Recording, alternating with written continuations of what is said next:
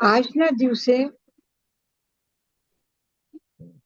આપણે પરંપરા એવી છે કે બધા શાસ્ત્ર ભંડાર ખોલીને આજે બધા શાસ્ત્રનું પૂજન કરવાનું હોય છે. કારણ કે આપણા આચાર્યો, આપણા ગણધરો ભગવાન મહાવીરના વાણીને સુરક્ષિત રાખીને આપણા સુધી પહોંચાડ્યા છે. અને એમ નથી કે એ બહુ સહેલી વાત છે. એ કોઈ એમ પણ કહી શકે છે અને કીધું છે કે તમે જે કાર્ય કરી રહ્યા છો એ શાસ્ત્ર વિરુદ્ધ છે. એ કે છે અમે સ્વીકાર કરીએ કે આ શાસ્ત્ર વિરુદ્ધ છે, છતાં પણ ભગવાનના વાણીને સુરક્ષિત રાખવા માટે આ અત્યંત જરૂરી છે. એટલે ભગવાન મહાવીર જેવી રીતે કહે છે કે કાલે કાલમ સમાયરે, સમય જોઈને નિયમોમાં પરિવર્તન કરો અને જે આત્મહિત માટે અને જનહિત માટે આવશ્યક છે, જે કરવા જેવું છે એ કરવું જોઈએ. સંભળાય છે બધાને બરાબર? હા, હા, સંભળાય સંભળાય છે છે. ને? હા, હા, હા. મારો ફોટો શબ્દ છે નહીં આપે.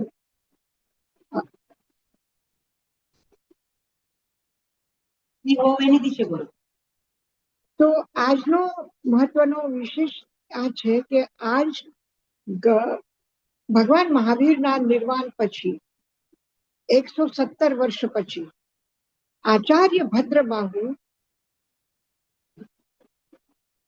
સ્થૂલ ભદ્રને 10 પૂર્વનું જ્ઞાન આપે છે. અને એ 10 પૂર્વનું જ્ઞાન આપીને પછી પટનામાં પહેલી સંગીતિકા થઈ. એટલે બધા સાધુ મળીને ભગવાનના વાણીનું સંકલન કર્યું. એના પછી 600 વર્ષ પછી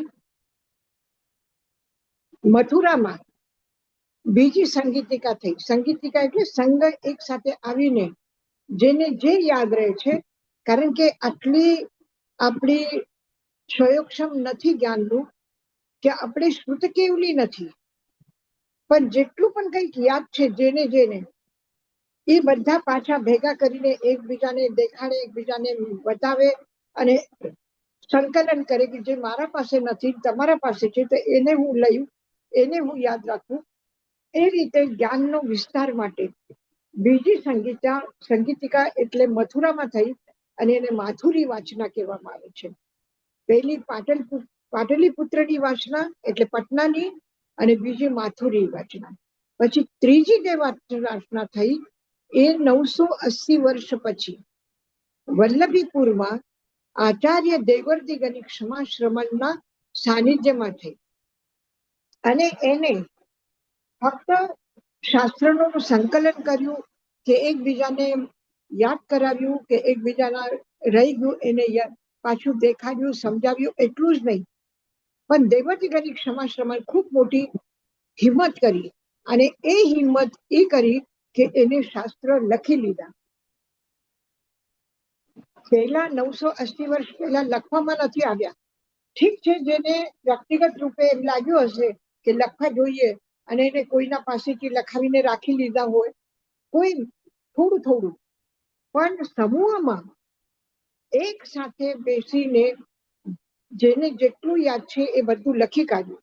અને એટલા માટે લખી કાઢ્યું કે દેવર્તિ ગણિક ક્ષમાશ્રમણ પહેલા અમારું શું નિયમ હતું, જ્યારે અમે નવદીક્ષિત હતા ત્યારે પણ અમે એમ જ કરતા હતા કે જેના પાસેથી જે પણ કઈ વસ્તુ, આપણે દવા છે, પાણી છે, જે પણ વસ્તુ લઈ આવ્યા એ સાંજ સુધી વાપરીને પાછું જેની છે એને પહોંચાડી દેવાય. હવે દવા લઈ આવ્યા, એ દવા 2 દિવસની છે, આજનો દિવસ લઈ લીધું, હવે બચી છે તો શું કરવાનું? તો બચી છે એ પાછું ગ્રસ્તને આપી આવવાનું. પછી બીજે દિવસે સવારે પાછું ઓરીને લઈ આવવાનું. તો અમે નાના નાના હતા તો અમારો આ જ કામ હતું કે જે પણ કઈ સુઈ છે, કાતર છે, કે જે પણ કઈ વસ્તુ જોતી હોય એ બધું સવારે જઈને લઈ આવવાનું અને સાંજે જઈને પહોંચાડી દેવાનું. તો આચાર્ય દેવર્તિ ગણિક ક્ષમાશ્રમણને શરદી થઈ ગઈ. શરદી થઈ ગઈ તો એને શું કર્યું સોઠ હોય ને, અદરક, સુખેલી અદરક, સોઠ, એ એમને ગાંઠો લઈ આવ્યા અને પછી કાન પાસે આમ રાખ્યું, જેવી રીતે પેન ઘણી વખત લોકો રાખે તેવી રીતે. અને સાંજના જ્યારે પ્રતિક્રમણ કરવા બેસ્યા ત્યારે એમનો હાથ માથા ઉપર આમ લાગ્યું એટલે એને જોયું કે અરે અરે, આ તો સોઠ લઈ આવ્યા હતા, એ તો એમને મારા પાસે રહી ગઈ. એ પાછી આપવી જોતી હતી સાંજના, એ આપી નહીં, એ તો રહી ગઈ આપવાનું. પછી એને વિચાર આવ્યો કે જો આ એક નાની સાધારણ વસ્તુ છે, રોજ આપણે કરીએ છીએ, અને એમાં પણ ભૂલ પડી ગઈ, એમાં પણ એક દિવસ યાદ ન રહ્યું કે એ પાછો આપવાનું, તો આપ્યું નહીં, તો પછી ભગવાનની વાણી, આટલું વિશાળ જ્ઞાન, એ કેવી રીતે બધાને યાદ રહેશે? અને સ્મરણ શક્તિ, જે પહેલા આચાર્ય ભદ્રબાહુ પાસે 14 પૂર્વના જ્ઞાની હતા, એમના પાસેથી 10 પૂર્વના જ્ઞાની સ્થૂળભદ્ર થયા, અને એમાંથી એક એક પૂર્વનું ઓછું થતું ગયું, અને આજે કોઈના પાસે પણ એક પૂર્વનો જ્ઞાન પણ નથી. તો આજે એટલી ક્ષતિ થઈ છે અત્યાર સુધીમાં, અને ભવિષ્યમાં આ ક્ષતિને બચાવવા માટે શું કરવું જોઈએ? તો લખ્યા વગર પર્યાય નથી. અને લખ્યું કેમ નથી? કારણ કે પહેલા જે લખવામાં આવતા હતા, કાગળ નહોતું, પ્લાસ્ટિક નહોતું, કાંઈ નહોતું, ખાલી તાડપત્ર ઉપર લખાણ ચાલતું હતું. અને એ તાડપત્રમાં જો બોમ્બે જેવી જો ભેજવાળી હવા લાગી જાય તો એમાં કુંઠુઆ પેદા થાય, અને એ કુંઠુઆ આપણે ગોતી ન શકીએ, કાઢી ન શકીએ એમાંથી. એવી રીતે જીવ હિંસામાંથી બચવા માટે એમ પાઠ લખવામાં આવ્યું છે શાસ્ત્રમાં કે નો લિખિત જા, નો આલિખિત જા. લખવું નહીં જોઈએ, આલેખન નથી કરવાનું. તો દેવર્ષિની ક્ષમાશ્રમણ જ્યારે આ નિર્ણય લીધું કે શાસ્ત્રનો લખાણ થવું જોઈએ, ત્યારે અમુક લોકો જે પરંપરાવાદી હતા એને સ્વીકાર ન કર્યું, અને એને કીધું કે તમે ભગવાનની આજ્ઞાનો ઉલ્લંઘન કરો છો તો તમે નરકમાં જશો. તો દેવર્ષિની ક્ષમાશ્રમણ કીધું કે ભલે અમે નરકમાં જવું પડશે, મને તો મારી તૈયારી છે, પણ એ ભગવાનના વાણીને બચાવી રાખવા માટે આ કરવું પડશે, અને હું કરીશ. તો એમને લખવાનું શરૂ કર્યું, અને આષાઢ સુધી પાંચમના દિવસે, એટલે શ્રાવણની ચાતુર્માસ લાગ્યા પછી પાંચમને એને લખવાનું કામ શરૂ કર્યું. અને ઘણા સેંકડો સાધુ સાધ્વી બેસીને લખવાનું કામ કરતા હતા. એક બોલતા ગયા, બીજા બધા લખતા ગયા, તો આ લખાણ જોરદાર કામ ચાલ્યું. પછી આજના દિવસે, કારતક સુદ પાંચમના દિવસે એ કામ સમાપન થયું. જે મહત્વપૂર્ણ મંગલમય કાર્ય હોય એને પૂરું કર્યું, ખતમ કર્યું એમ ન બોલાય. સમાપન કર્યું એટલે સમ્યક રીતે પ્રાપ્ત કર્યું. જમવાનું પૂરું થઈ ગયું, બધું ખાવાનું ખતમ થઈ ગયું, આ અશુભ ભાષા છે. તો શુભ ભાષા શું બોલતા હતા કે સમાપન કર્યું, એટલે આગળ હજી કામ ચાલશે, નહીં ચાલે એવું નથી, પણ આજે આપણે એને સમાપન કરીએ. તો આજનો દિવસ આ જ્ઞાન પાંચમનો દિવસ છે કે જે દિવસે શાસ્ત્ર લખવાનું કામ એનું પૂરું થયું.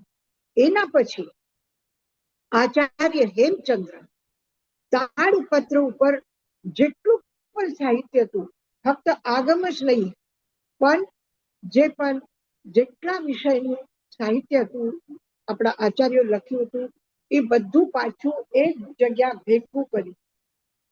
અને પછી એમાં સંગીત માટે છે, આયુર્વેદ માટે છે, મનોરંજન માટે છે, કે નીતિ વિજ્ઞાન છે, કૂટશાસ્ત્ર છે, તર્કશાસ્ત્ર છે, દર્શનશાસ્ત્ર છે, કાવ્ય છે, સાહિત્ય છે, એ બધા ઉપર કોઈ એવો વિષય નથી કે જેના ઉપર જૈનાચાર્યો લખ્યું નથી.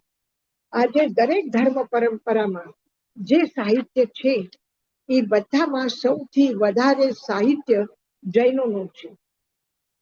અને એ કામ આચાર્ય હેમચંદ્ર સિદ્ધપુર પાટણમાં રહીને આ બધું લખવાનું કામ શરૂ કર્યું.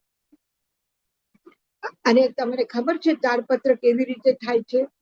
કે એક પ્રકારના અલગ ઝાડ છે અને એ ઝાડની ખાલ ઉતારીને, એટલે છાલ ઉતારીને એ છાલ છાયામાં સુખાવવાની, પછી એને એક એનાથી રગડીને સાફ કરવાની, એકદમ સ્મૂથ કરવાની, અને પછી એના ઉપર લોઢાના પેલા પેન આવતા હતા, શલાકા એને કહેતા હતા. ત્રિષષ્ટી શલાકા પુરુષ જેમ છે ને, અંજન શલાકા છે ને, અંજન શલાકા એટલે આંખને અંજવા માટે જે સળીએ છે ને, લાંબી પેન જેવી, તો એ સળીથી પેલા લખવામાં આવતું હતું. તો શલાકાથી લિપિ લખવાની, કોતરવાની, અને એ કોતર્યા પછી સુખી છાઈ એમાં ભરવાની, અને પછી ઝટકીને કાઢવાનું, એટલે એ અક્ષરમાં સુખી શાહી ભરીને એ લખાઈ જાય છે. તો એવી રીતે આટલી મહેનત કરીને આટલા લીલા ઝાડના છાલ ઉતારીને એના ઉપર કાર્ય કર્યું છે. તો આ નિષિદ્ધ કાર્ય છે કે નહીં? આ ઝાડની છાલ ઉતારવાની આ શું છે? અહિંસાનું કાર્ય છે? હિંસા. અહિંસાનું કાર્ય છે? નથી. પણ પ્રભુના વાણીને સુરક્ષિત રાખવા માટે આ લીલા ઝાડની છાલ ઉતારીને એના ઉપર લખીને પછી બધું એ કર્યું છે. તો આટલું બધું આપણા આચાર્યો એક માન્ય પરંપરા છોડીને એને ઉલ્લંઘન કરીને એક બીજો રસ્તો નવો શોધવો, એ સાહસ વગર નથી થતું. અને સાહસ સાથે પણ પાછી એમાં બધાને સાથે લઈને ચાલવાની એક આવડત હોવી જોઈએ, કલા આર્ટ હોવી જોઈએ, કે આપણે પરિવર્તન કર્યું છે, આ પરિવર્તનનો સમાજમાં વિરોધ થશે, અને છતાંય વિરોધ ન થાય એ રીતે સમાજને શીખડાવીને પટાવીને આપવું જોઈએ. આ બધી કલા જેને આવડે છે અને જેમાં આટલું સાહસ છે કે માન્યતાના વિરોધમાં જઈને પણ કાર્ય કરવું છે, આટલી ધગશ છે, આટલી જાગૃતિ છે, એ જ વ્યક્તિ આવું કામ કરી શકે છે. તો દેવર્જિની ક્ષમાશ્રમણ, આચાર્ય ભદ્રબાહુ, પછી સ્થળભદ્ર, પછી મથુરા વાચનના જેટલા પણ સાધુ હતા, પછી વલ્લભીપુરમાં જેટલા હતા, એ બધાના આપણે ઋણી છીએ. અને એના પછી જ્યારે આ પ્રકાશન આવ્યું, કાગજ ઉપર પ્રકાશનનું પહેલા પરંપરા નહોતી, કાગજ બનતું નહોતું, પછી આ જયારે આવ્યું તો એના ઉપર પ્રકાશન કરવાનું, પછી એને બીજા ભાષામાં લખવાનું.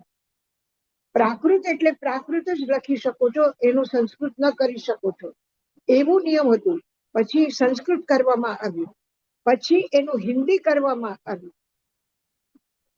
આચાર્ય અમૂલ્ય ઋષિજી મહારાજ સૌથી પહેલા આગમનો હિન્દીમાં અનુવાદ કર્યો. તો એના માટે એને સંઘમાંથી બહાર કરવામાં આવ્યા. સંઘ એને ઉપાશ્રય નહીં આપે રહેવા માટે, સંઘના લોકો એમને ગોચરી નહીં આપે, એવી પરિસ્થિતિમાં પણ એમને અનુવાદ કર્યું. અને દરેક સંઘમાં એ બધા શાસ્ત્રોની એક એક કોપી ભેટ રૂપે એમને આપી છે.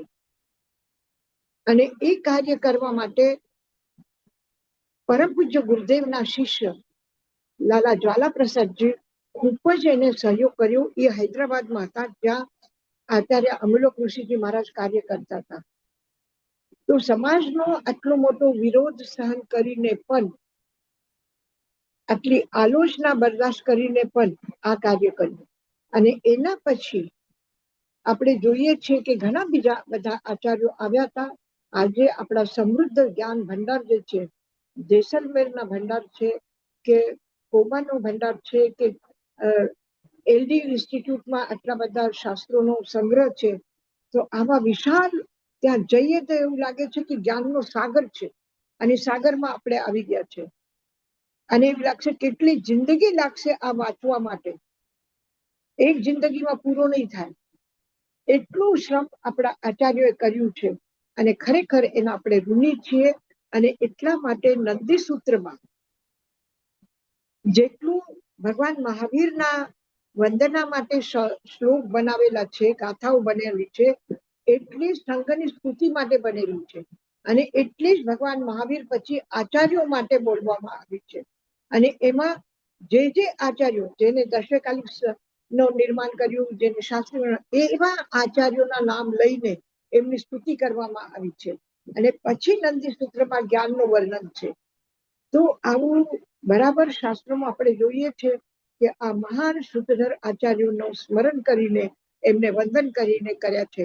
અને આપણે આપણા આંખના સામે આપણે જેમના દર્શન કર્યા, જેમના શ્રદ્ધાથી આપણે સાંભળ્યા છે, એવા પરમ પૂજ્ય ગુરુદેવ ઉપાધ્યાય અમરમુનિજી મહારાજ, જે આ બધા જ આગમોમાંથી સુક્તિઓ વિનીને એનું સંકલન કરીને એનો અનુવાદ કરીને આટલા સહેલાઈથી આપણે સમજી શકીએ છીએ.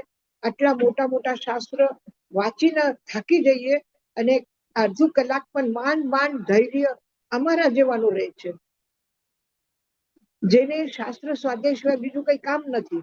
આવા લોકો પણ થાકી જાય છે વાંચવામાં, અને એમાંથી આટલું બધું સંકલન કરીને આટલું બધું ગોતીને આપણા માટે કર્યું છે.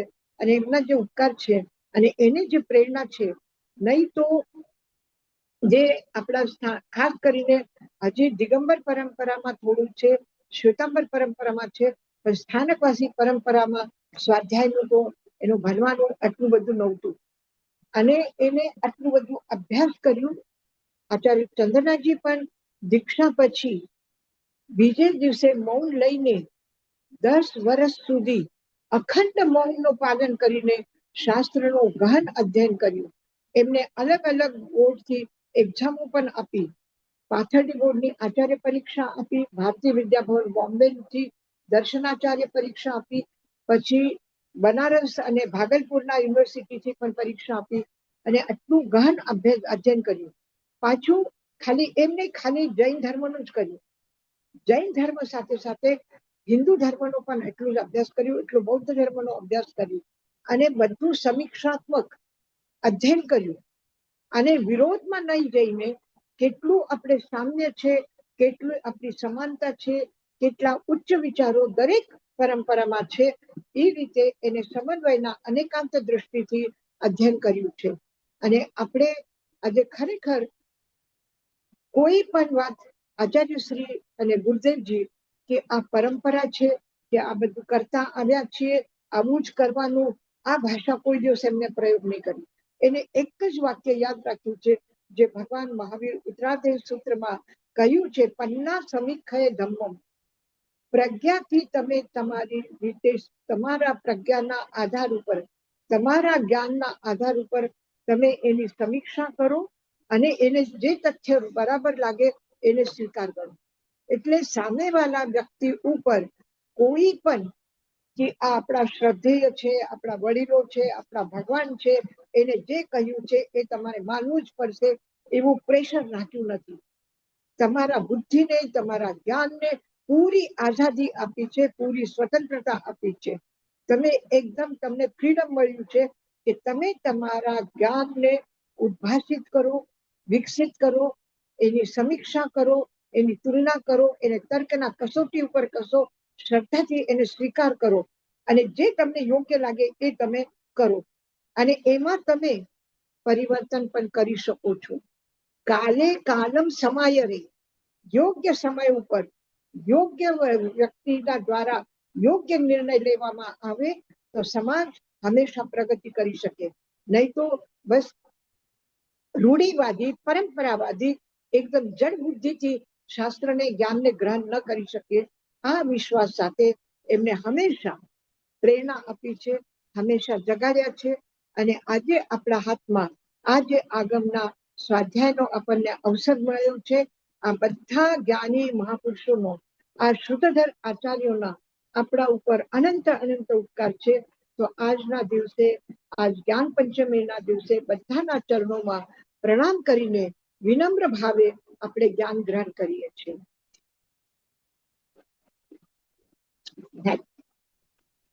યશોજીમાં થેન્ક યુ, બહુ ફાઇન તમે સમજાવ્યું. આ હરિભદ્ર સુરી સાતમી શતાબ્દીના હતા. તો એને આ હરિભદ્ર સુરી એ 7મી શતાબ્દીના હતા. અને હા. દેવાર્તિકની 9મી શતાબ્દીના હતા. તો એમની ગ્રંથો લખ્યા હરિભદ્ર સૂરીએ 1400 કે નહીં, હરિભદ્ર સૂરી પછી છે. પહેલા દેવર્તી ગની ક્ષમાશ્રમણ છે. દેવર્તી ગની ક્ષમાશ્રમણ ભગવાન મહાવીરના નિર્વાણ પછી 980 વર્ષ પછી થયા. હરિભદ્ર સૂરી 980 years.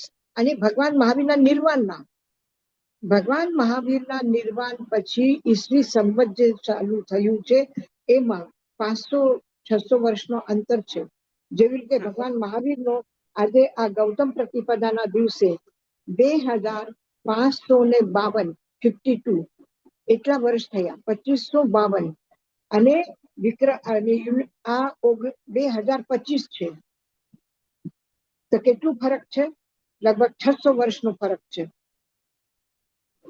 તો હરિભદ્ર સૂરી 7મી શતાબ્દીના, એટલે એના પાછળ 600 વર્ષ હજી. બરાબર બરાબર. તો 9મી શતાબ્દીમાં નથી, એ બિફોર એમાં જશે. તો દેવર્તી ગની ક્ષમાશ્રમણ ભગવાન મહાવીરના નિર્વાણ પછી 980 વર્ષ પછી છે.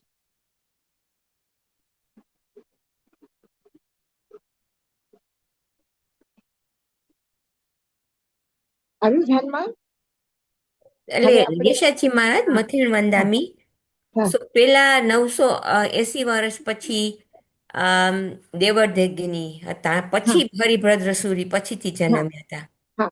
આચાર્ય હેમચંદ્ર, આચાર્ય હરિભદ્ર સૂરી, આચાર્ય સમંતભદ્ર, આ જેટલા બી તર્કશાસ્ત્ર છે, સંસ્કૃત ભાષામાં એક તત્વાર્થ સૂત્રના આચાર્ય ઉમા સ્વાતી છે, એ બધા પછીના છે. તો તત્વ સૂત્ર તો કે છે કે ફર્સ્ટ એડી કેવી રીતે કર્યું હતું ને, હા. તો એ તો 500 વર્ષ પછી ના હોય મહાવીર ના, ભગવાન, ના, તો મોડેથી એ થયું હશે. 1500 વર્ષ પછી છે ઓકે, ભગવાન મહાવીર. હા, થેન્ક યુ યશાજી મહારાજ.